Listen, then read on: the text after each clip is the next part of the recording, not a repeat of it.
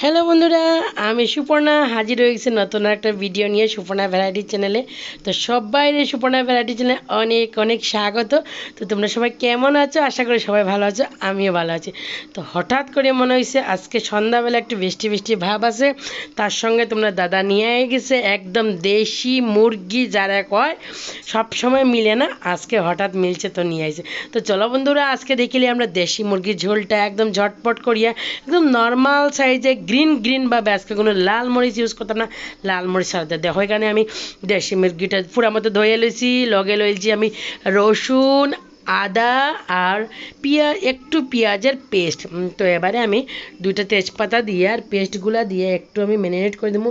আর কাঁচা লঙ্কাটা সাইডে রাখি দেবো, লেগে রায়ের লাগে মাংস উঠানোর পরে আমি কাঁচা লঙ্কাটা ব্যবহার করবো। তো এখানে দিয়েছি তেল, সঙ্গে দিয়েছি লবণ।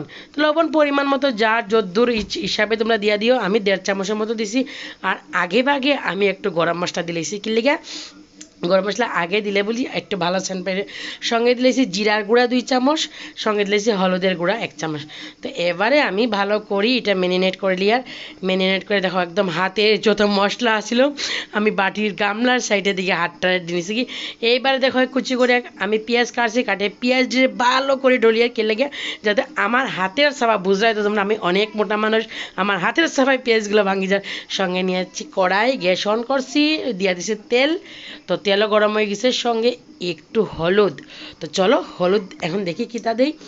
এবারে দিলাইছি আমি কাঠিয়া রাখা আলু, আর আলুগুলারে একটু হলুদ হলুদ স্টাইলে ভাজলিমু।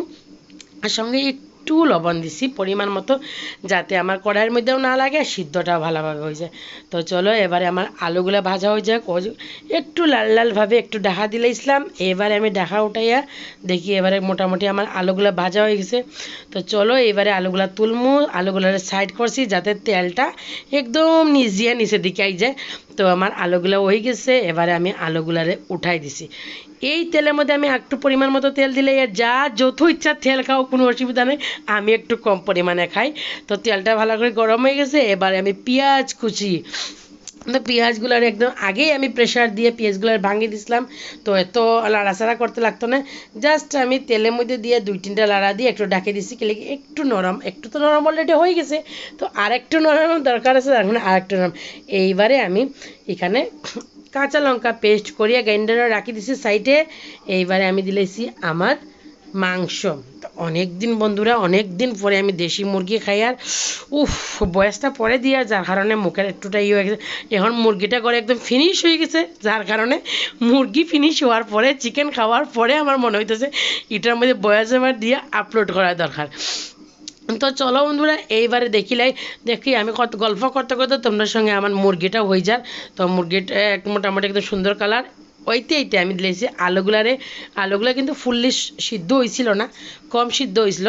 আমি এবারে আলুগুলা দিয়ে ঢাকা দিয়েছি। আর এখানে কুটি কুটি 2টা আমার রসুনের কুয়া রয়েছিল, 3-4টা করিয়া। তো এই কুয়া আমার খুব ভালো লাগে সিদ্ধ রসুন খাইতে, তাও মাংসের মধ্যে। তো আমি দিলেছি রসুন। এবারে আমার রাইল লাগি 2টা হাতা উঠাই দিই, কে লাগে রাই একদম একদম ঝাল খাইতে পারে না।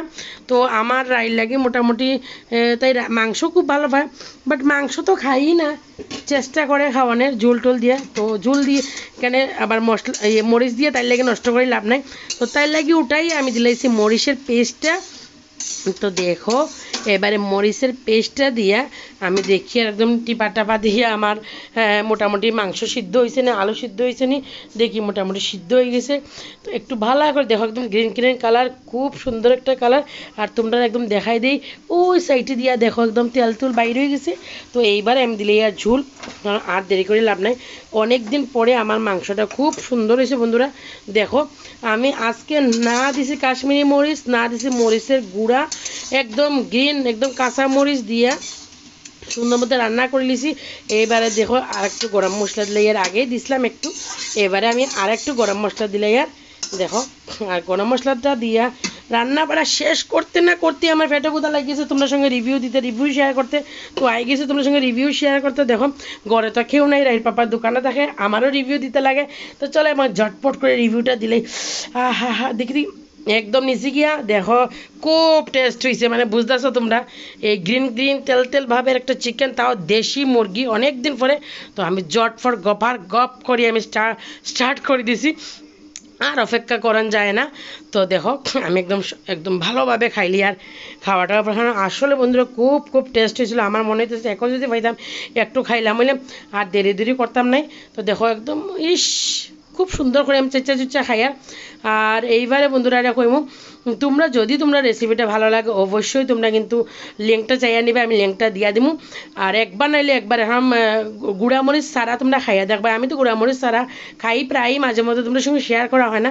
আজকে অনেক দিন পর দেখো আমার রাইসুনাও হয়ে গেছে। তো রাইসুনের ঝাল খাইতো না, ওদিকে মুখটা সরাই লিছে। তো দেখো আমার খুব ভালো লাগছে। তো বন্ধুদের কাছে আমি বারবার অনুরোধ করবো, যদি তোমরা আজকে ভিডিওটা ভালো লাগে থাকে এবং আজকে রেসিপিটা ভালো লাগে তো অবশ্যই তোমরা জানাইবে। আর ভালো লাগলে অবশ্যই like comment share and subscribe please বন্ধুরা। তো চলো এবার মতো টাটা।